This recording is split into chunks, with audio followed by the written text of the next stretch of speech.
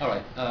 I've been with Symantec for over 4.5 years now, and I have been a part of the consumer business, which is the Norton business, over this period of time, and it's been excellent because it's you are at the forefront of technology. Symantec is the biggest innovator in the security industry, and the new technologies always come out of Symantec first.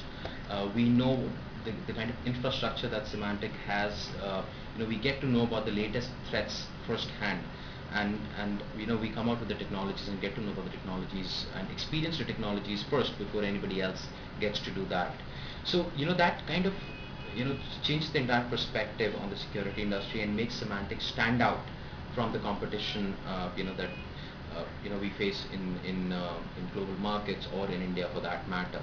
So it's overall it's been great because it keeps you on your toes, because it's an ever-changing scenario with the security, and security is becoming more and more important to not only organizations but individuals like you and me who access the internet at home, have PCs at home.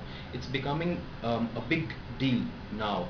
And now with the advent of 3G and tablets and mobile devices, more and more of us are actually accessing the internet on the mobile devices. So the threats are also moving in that direction, and so is the security technology, right? So that also adds that much of passion to that to the entire thing, because there is new things to learn every single day. But Gaurav, do you think, since you are missing out of now I have heard a lot about Trend Micro. They're creating a bank for their cloud security. They're creating a bank for their mobile security. Same goes for Kaspersky. I've just heard that they're tying up with some F1E with. Since that kind of involvement is missing from Norton, do you think you are missing the exact the nerve of the consumer, because you are not there at their mindset? Because they can hear all aloud about all other brands, but not Norton. Why Norton is not creating that kind of bank? See, there are certain brands that really are not, consumers are not really aware of.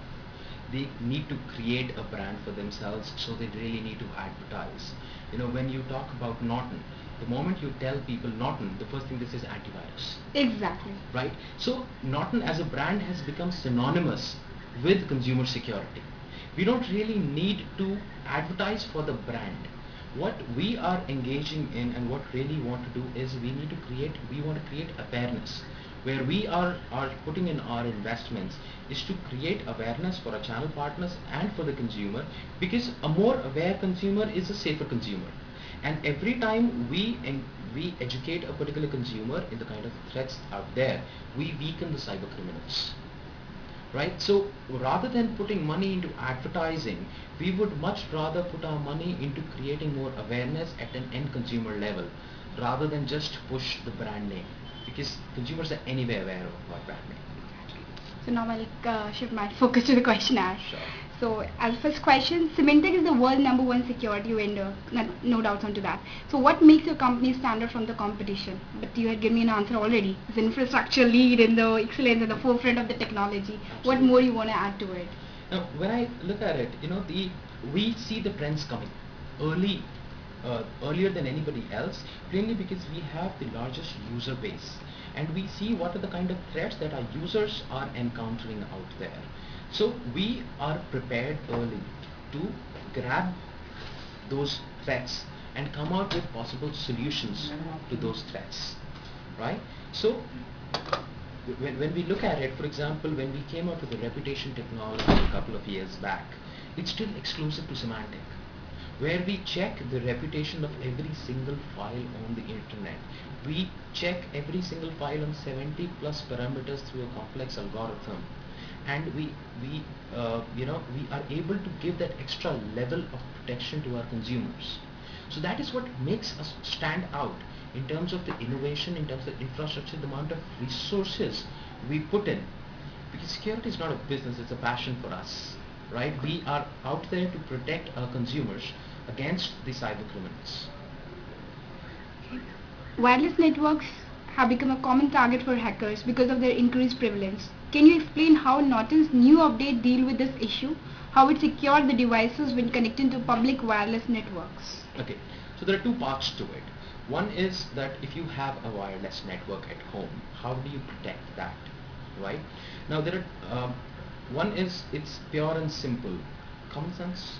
The way you put a lock onto your home when you leave it, you just put a password, a good complex password, WEP protection, onto your wireless router, which makes it that much difficult for a cyber criminal or a hacker to break into your home network, right?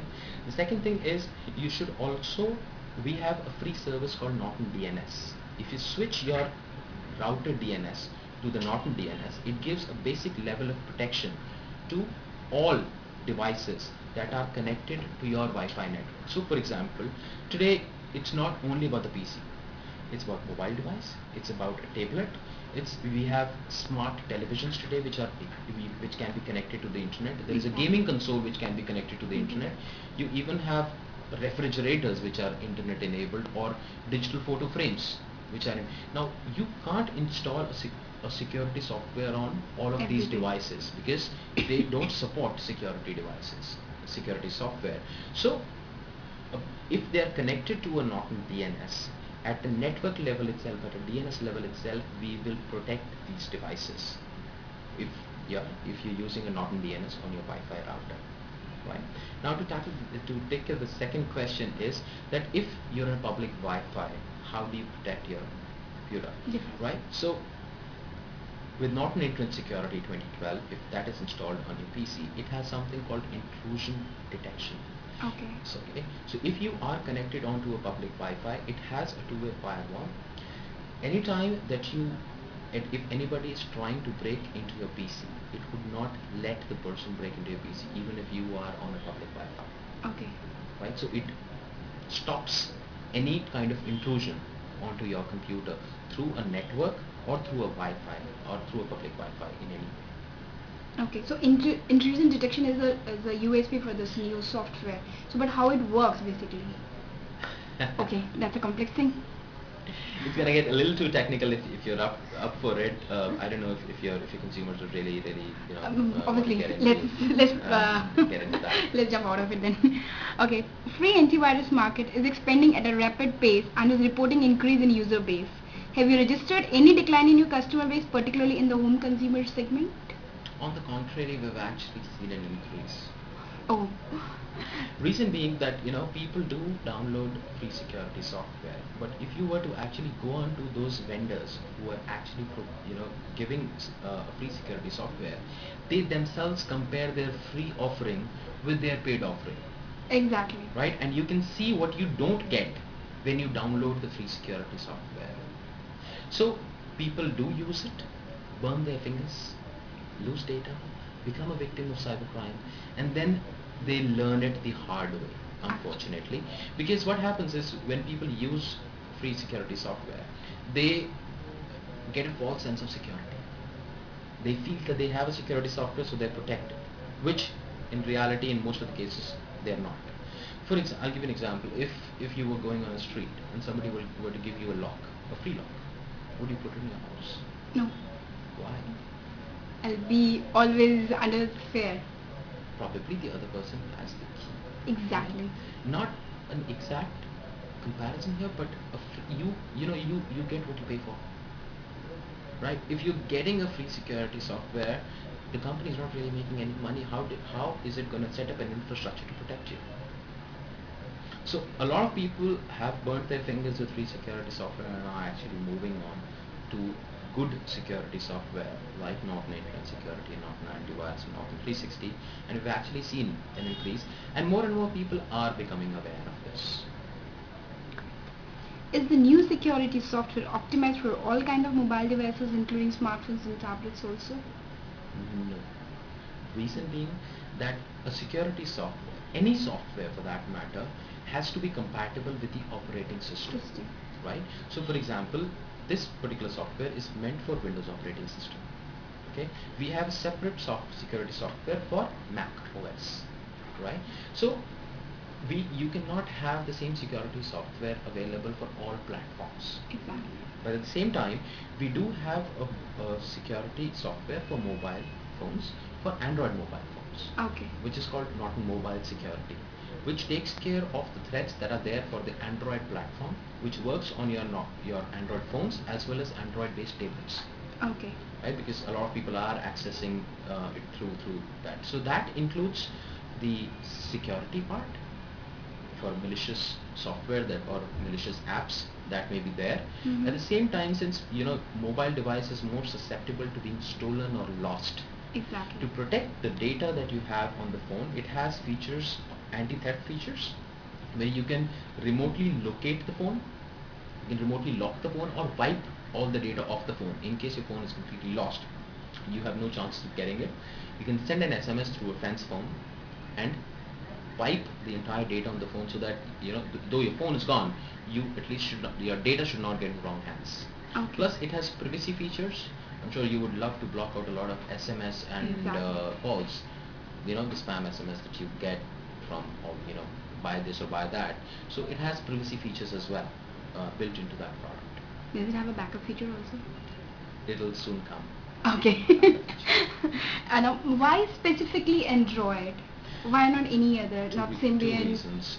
Android, as per third-party figures, Android is going to be the largest OS Totally agree. by the end of 2012, right? The second thing is the threats that we are seeing are actually coming through apps, right?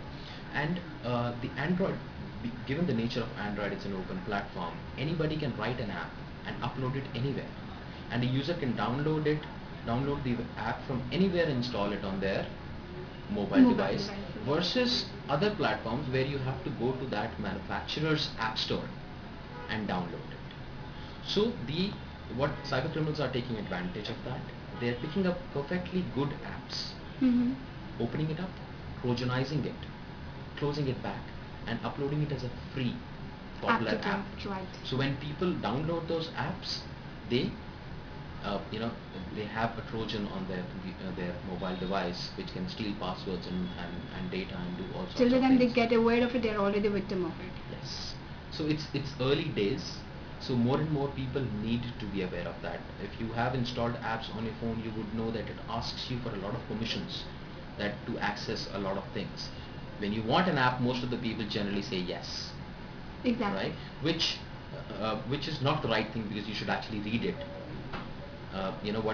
Because if a particular application does not need your contact list and it's asking you permission to access your contact list, that's not the right thing. You should not install such an application. I'll give you an example. You remember the snake game that used to be there in the Nokia phones, Exactly. right? So somebody came up with an app for Android with the snake game. Mm-hmm. But while you were playing the snake game, what it did was it switched on the GPS of your phone and kept sending back your locational coordinates, where exactly you are, back to the cyber criminal. Oh. Which is a major privacy breach. Exactly. Right? So that's how we that's why specifically for Android phones and tablets, because most of the tablets are also Android based nowadays. Exactly. Now my next question focuses cloud computing, which is a which is a buzzword these days. Yeah. So its rapid deployment into the enterprise has raised concerns over the data security. What are the latest products in Norton's portfolio to tackle this issue? Though it's not exactly linked to your consumer portfolio, it's quite Right. linked to So the it's- enterprise. Yes. So I would not be the right person to be answering that kind of Surely. question when it comes to enterprises per se. But the Norton products have a major cloud computing component in them. Mhm. Right? When I said that we see earlier on during our conversation, I said we see the trends coming in. So we saw the trend that the traditional antivirus works on antivirus definitions, which if we get a virus sample, we write an antivirus definition and we give it out as an update to the Okay. users.